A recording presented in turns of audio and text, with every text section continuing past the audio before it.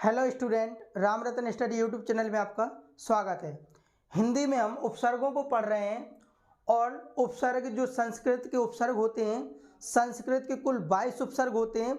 उन 22 उपसर्गों को हमने एक एक करके बहुत डिटेल में पढ़ाया है। आज उन 22 उपसर्गों का सबसे महत्वपूर्ण, सबसे ज़्यादा इम्पोर्टेंट और एग्जाम में सबसे ज़्यादा पूछा जाने वाला उपसर्ग है, जिसका नाम है उत उपसर्ग। उद उपसर्ग उद उपसर्ग देखा जाए तो ये पूरा जो बोर्ड भरा हुआ है केवल एक ही उपसर्ग है। इस उपसर्ग को हम इतने सारे तरीके से समझेंगे कि कैसे इससे नए शब्दों का निर्माण होता है, और इस उपसर्ग से एक क्वेश्चन जरूर पूछा जाता है। इसलिए पूछा जाता है क्योंकि इसके बहुत सारे नियम और रूल बनते हैं। ये कई तरह से परिवर्तित होता है। जैसे अगर देखा जाए, जहां हमने स्टार लगाया, फर्स्ट रूप पहला, दूसरा, तीसरा, चौथा, देखा जाए तो यहाँ पर पाँचवा, छठवां, सातवां, आठवां, नौवां, 10वां, 11वां और समथिंग 12। इस उपसर्ग के 12 रूप हैं और इसलिए इस उपसर्ग को उद उपसर्ग को बहुरूपीय उपसर्ग भी कहते हैं। एग्जाम में मोस्ट इंपॉर्टेंट यहाँ से क्वेश्चन पूछा जाता है और इसको हम बहुत डिटेल से समझाएंगे। यदि आप हिंदी कहीं पहले पढ़े होंगे तो आज इस वीडियो को आप जरूर देखिए। इस वीडियो में आपको हम बहुत अच्छे से समझाएंगे और हिंदी को कैसे पढ़ना चाहिए या किसी चीज़ को कैसे समझना चाहिए उसको हम बहुत अच्छे से बताएंगे। तो आप वीडियो को जरूर एक बार पूरा देखें। और यहाँ पर अगर देखा जाए तो उपसर्गों द्वारा हिंदी में नए शब्दों का निर्माण होता है, लेकिन वो नए शब्द बनते कैसे हैं आज हम इस वीडियो में बहुत डिटेल से हम आपको बताएंगे। इस केवल उपसर्ग पढ़ा रहे हैं हम, केवल एक ही उद उपसर्ग है और उद उपसर्ग से इतने सारे शब्दों का निर्माण कैसे होता है, ठीक है। तो आप वीडियो को जरूर पूरा देखें। चलिए स्टार्ट करते हैं। तो समझते हैं उद या उत। सबसे पहली बात तो ये है कि हम कैसे, बहुत ज़्यादा कन्फ्यूजन है कि बहुत सारे बच्चे इसको उद मानते हैं उपसर्ग और बहुत सारे उत मानते हैं। तो आपको क्या करना है, आपको एग्जाम में उद उपसर्ग लगाना है। यदि आपके ऑप्शन में उद उपसर्ग भी हो और उत हो, उद भी हो और उत भी हो, तो आपका उपसर्ग उद होता है ना कि उत होता है, बट वो परिवर्तित होता है। तो इसको हम बहुत डिटेल से समझा रहे हैं, तो समझिए। सबसे पहले तो समझेंगे उद उपसर्ग। उद या उत। उद का अर्थ होता है ऊपर, उद का अर्थ होता है ऊपर, ऊंचा, श्रेष्ठ। उद का प्रयोग हम ऊपर के लिए प्रयोग करते हैं, ऊंचा के लिए प्रयोग करते हैं और श्रेष्ठ के लिए प्रयोग करते हैं। तो सबसे पहले देखा जाए फर्स्ट रूप में देखा उद। उद उपसर्ग के बाद यदि कोई जुड़ने वाला शब्द घोष व्यंजन हो, उद उपसर्ग के बाद जुड़ने वाला कोई शब्द घोष व्यंजन हो तो उद का हमारा उद ही रहता है। जैसे कि उद प्लस भाव, और यहाँ पर क्या हो जाएगा, सीधे सीधे संयोग हो जाएगा। सीधे सीधे क्या हो, संयोग। उद प्लस भाव से बन जाएगा उद्भाव। क्या बन जाएगा, उद्भाव। तो अगर आपसे पूछा जाए कि उद्भाव में कौन सा उपसर्ग है, तो उद उपसर्ग, भाव हमारा क्या है, मूल शब्द है। अगला उद प्लस गम से क्या हो जाएगा, उद्गम। उद प्लस गम से क्या हो जाएगा, उद्गम। तो ये तो सरल शब्द है, इनमें सीधे सीधे संयोग हो गया, हम बहुत आसान तरीके से बता सकते हैं। अब देखा जाए उद प्लस उद ऑब्लिक उत और प्लस तम।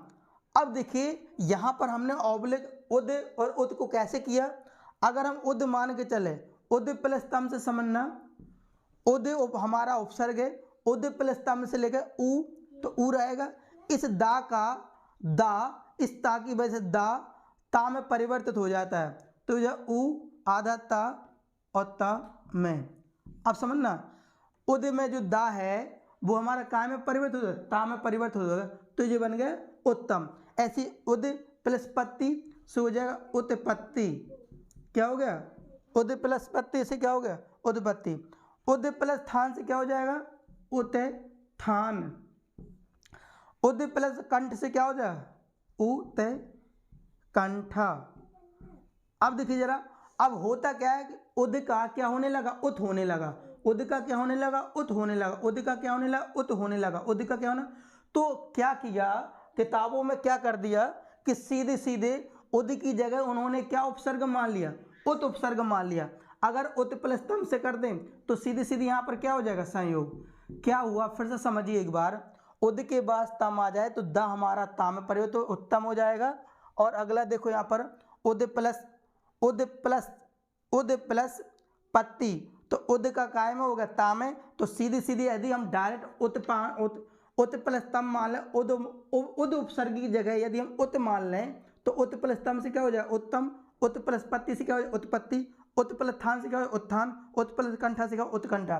तो इसीलिए क्या किया तो लोगों ने सीधे सीधे उद को परिवर्तन ना करके सीधे सीधे क्या मान लिया, उत उपसर्ग को मान लिया। लेकिन अगर आपसे देखा जाए तो इनमें उत्तम में, उत्पत्ति में, उत्थान में, उत्कंठा में हमारा उत उपसर्ग नहीं होगा, उपसर्ग होगा हमारा उद। ध्यान रखना, जी ऑब्लिक करके तो हमने इसलिए लिख दी क्योंकि किसी किसी किताबों में लिखा रहता है हमारा मूल रूप से उपसर्ग होता है उद। तो हमें यहाँ पर उत्तय, उत्तम, उत्पत्ति, उत्थान, उत्कंठा में हमें उद उपसर्ग मानना है।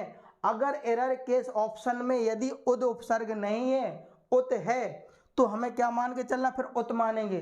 लेकिन अगर ऑप्शन में उद भी है और उत भी है, उद भी है और उत भी है, तो हमें उद को वरीयता देना है, हमें उद उपसर्ग टिक लगाना है। क्लियर बेटा। आगे देखो, यदि उद या उत के बाद है, अब ऑब्लिक हम इसलिए लेकर के चल रहे हैं, कहीं कहीं किताबों में उद लिखेगा, कहीं कहीं उत दिखेगा, तो आपको उद मान के चलना है।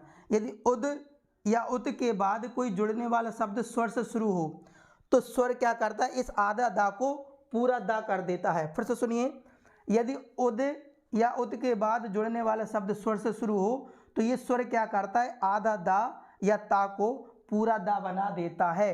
ठीक है, उद प्लस आय से क्या हो जाएगा, ऊ, और जो दा आधा दा, इस आ की वजह से पूरा दा हो जाएगा, ये दा और या का या हो जाएगा। अब उदय, उदय में अगर कहा जाए कौन सा उपसर्ग है तो उद उपसर्ग, मूल शब्द क्या है, आय है। लेकिन अगर हम उत भी मान के चलें, उत प्लस आय मान के चलें तो ऊ तो ऊ रहेगा। अब इस ता का में परिवर्तित हो जाए, दा में परिवर्तित हो जाएगा तो बन जाएगा उदय। ऐसी उद प्लस आर, तो जो ऊ आधा दा, इस आ की बड़ा से जब बड़ा दा हो जाएगा जो बन जाएगा उदार। उत प्लस ई, तो जो बन जाएगा ऊ आधा दा, इस ई की वजह से पूरा दा हो जाएगा, बड़ी की मात्रा लग जाएगी और या बन जाएगा, उदी बन जाएगा। अगर हम उत भी ले रहे, यदि हम उत उपसर्ग मान के चल रहे तो ता का परिवर्तन कायम हो जाएगा, दा में परिवर्तित हो जाएगा, ता दा में परिवर्तित हो जाएगा आधा दा में, और जो आप पूरा दा कर देगा तो जो बन जाएगा। अगला देखें, यदि उद उपसर्ग के बाद जुड़ने वाला कोई शब्द अघोष व्यंजन से शुरू हो तो उद का काय में परिवर्तित हो जाता है, उत में परिवर्तित हो जाता है। जरा देखो, उद प्लस कृष्ण तो बन जाए ऊ, दा आधा ता में परिवर्तित उत, तो ये बन जाएगा कृष्ण, उत कृष्ण। समझते है ना। उद प्लस कीर्ण से बन जाएगा ऊ, आधा दा आधा ता में बढ़े तो उत कीर्ण, क्या बन जाएगा, उत कीर्ण। अभी देखो हम उद को लेकर के चल रहे हैं, उद प्लस तीर्ण से क्या बन जाएगा, ऊ, जो दा ता में परिवर्तित उत तीर्ण, क्या बन जाएगा, उत तीर्ण। उद प्लस पादन में से ऊ, आधा दा ता में पर उत पादन। उद प्लस फुल तो ऊ, आधा दा तो ता में पर उत, जो बन जाएगा फुल, उत फुल। उद प्लस साय ऊ, जो आधा दा आधा ता में परिवर्तित उत सहाय हो जाएगा। उद प्लस सब से क्या ऊ, आधा दा आधा ता में उत सब बन जाएगा। उद प्लस तुंग से ऊ, जो आधा दा आधा ता में उत तुंग हो जाएगा। उद प्लस कंठा से ऊ, आधा दा आधा ता में तो जब कंठा हो जाए उत कंठा। उद प्लस क्रम में से क्या ऊ, आधा दा आधा ता में उत्क्रम हो जाएगा। उद प्लस तम से क्या ऊ, आधा दा ता में उत्तम हो जाएगा। और उद प्लस पल से क्या उत्पल। अब मुझे बताओ, इतने सारे शब्दों में उद काय में परिवर्तित हो गया, उत में परिवर्तित हो गया, तो लोगों ने, हिंदी साहित्यकारों ने जिन्होंने किताब छापी है, तो उन्होंने सीधी सीधी क्या किया, उत को उत सभी में उत आ रहा कि नहीं आ रहा, आप बताइए। इतने सारे शब्दों में सभी में उत आ रहा है, तो उन्होंने क्या किया, सीधे सीधे उन्होंने उत को उपसर्ग बना दिया। उत को क्या बना दिया, उपसर्ग। तो देखो उत प्लस कृष्ण से सीधे सीधे इनका क्या होने लगा बेटा, संयोग हो गया। अगर उद की जगह हम उत को सीधे उपसर्ग मान लें तो उत प्लस कृष्ण उत्कृष्ण, उत प्लस तीर्ण से उत्तीर्ण, उत प्लस तीर्ण से उत्कीर्ण, उत प्लस तीर्ण से उत्तीर्ण, उत प्लस पादन से उत्पादन, उत प्लस। तो इस आधार पर उन्होंने उत को ही उपसर्ग मान लिया। क्यों? क्योंकि दा सीधे सीधे ता में परिवर्तित हो जाता, तो उन्होंने कहा काहे को इतना परिवर्तित करें, उत उपसर्ग मान लें। लेकिन अगर 100% श्योर बात की जाए तो उत हमारा उपसर्ग नहीं है, उपसर्ग हमारा है उद। उद का ता में परिवर्तित होता है। बिल्कुल 100% बात सही है, ठीक है ना। तो ये हो गया आपका। अगला देखो, मोस्ट इंपॉर्टेंट बात, आप वीडियो को जरूर पूरा देखें, आपको बहुत अच्छे से हम समझाएंगे सारी चीज। ऐसा होता है तो क्यों होता है। अगला है यदि उद, अब क्या हो गया, अब आप समझ में आ रहा कि हम उदमान है या उत्मान है, तो हम दोनों ऑब्जेक्ट लेकर के चल रहे हैं। अगर उद भी आ जाए या उत भी आ जाए, समझना जरा बात को। अब देखो, उद या उत के बाद कोई जुड़ने वाला शब्द चा से शुरू हो या छा से शुरू हो या सा से शुरू हो, तो सीधे सीधे इस दा और ता का चा में परिवर्तित हो जाता है। फिर से सुनो, मैंने क्या कहा, यदि उद या उत के बाद जुड़ने वाला कोई शब्द चा से या छा से या सा से शुरू हो, तो ये दा और ता का परिवर्तित कायम हो जाता, आधा चा में परिवर्तित होता है। जैसे यहां पर देखो, उद, उत प्लस चारण से समझना, जो उ दा या दा रखे तो दा आधा चा में परिवर्तित हो जाएगा, उच्चारण क्या बन जाएगा, उच्चारण। अगर आपसे एग्जाम में पूछा जाए कि उच्चारण में कौन सा उपसर्ग है, तो उपसर्ग हमारा उत्मान है कि उत्मान है, तो ऑप्शन में यदि उद हो तो सबसे पहले वरीयता उद को देंगे, अगर उद नहीं है तो फिर हम वरीयता किसको देंगे, उत को देंगे, ठीक है ना बेटा को। अब आता उच्चारण में कौन सा उपसर्ग, उद उपसर्ग है। उद प्लस या उत को तो उ आधा ता चा में क्या में, चा में छेद, उद छेद, उ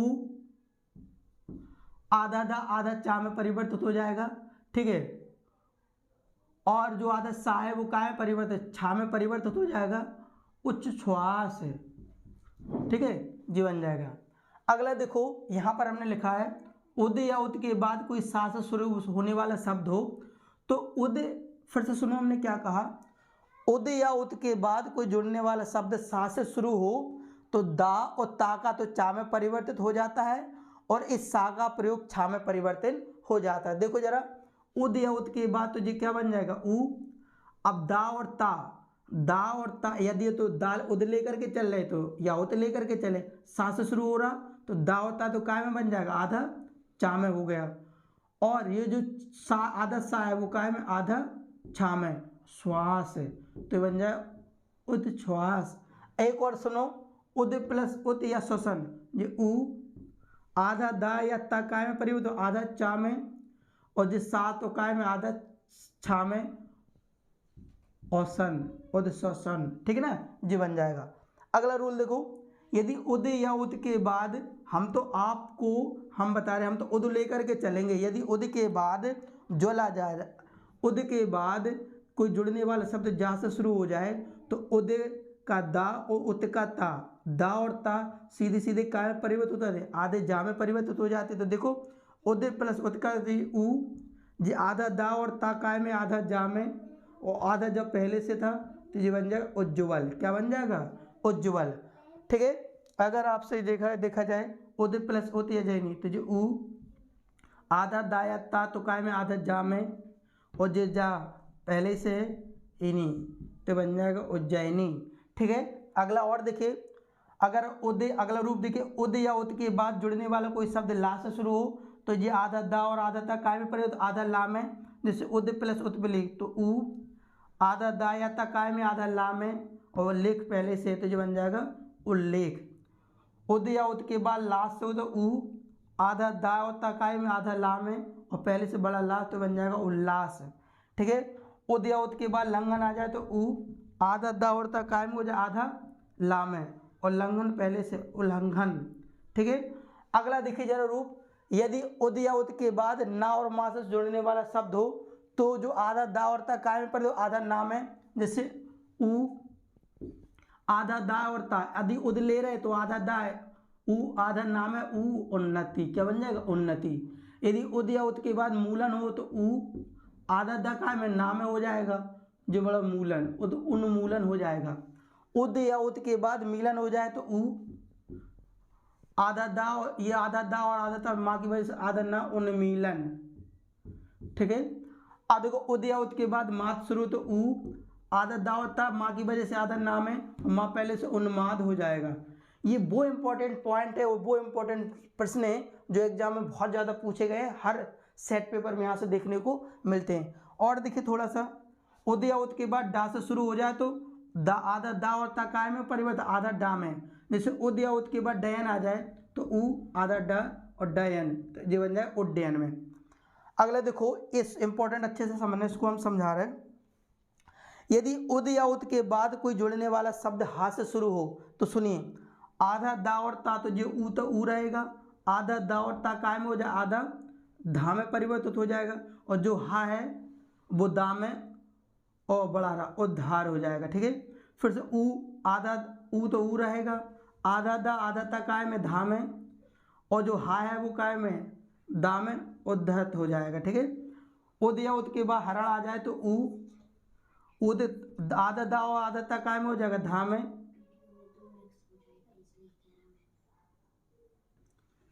जो उदाहरण हो जाएगा। ठीक है ना। अगला देखो जरा यहाँ पर, यदि उद या उद के बाद एक उपसर्ग, एक प्रत्यय लग जाए, उद या उद उपसर्ग के बाद यदि एक प्रत्यय लग जाए तो उद का क्या बन जाता, औद बन जाता। उद का क्या बन जाता, औद। जैसे कि उद प्लस योग प्लस इग, तो उद का क्या बन जाएगा, औद बन जाएगा, औध यो, आज गा, और गा में एक ही मात्र लग जाएगी, जी बन जाएगा का, औद्योगिक। तो औद्योगिक में औद हमारा उपसर्ग नहीं, उपसर्ग हमारा होगा उद। तो इस वीडियो में हमने बहुत डिटेल से उद उपसर्गों को पढ़ा है, और इसी तरह के हमने संस्कृत के सारे 22 उपसर्गों को बहुत डिटेल में हमने पढ़ाया हुआ है। और इस चैनल पर आपको हिंदी का इसी तरह से कंप्लीट सिलेबस मिलेगा, कंप्लीट कोर्स कराएंगे। तो यदि आप चैनल पर नए हो तो आप चैनल को ज़रूर सब्सक्राइब करें, और पूरा वीडियो आप ज़रूर देखा करें, और आप हमें कमेंट करके ज़रूर बताएं।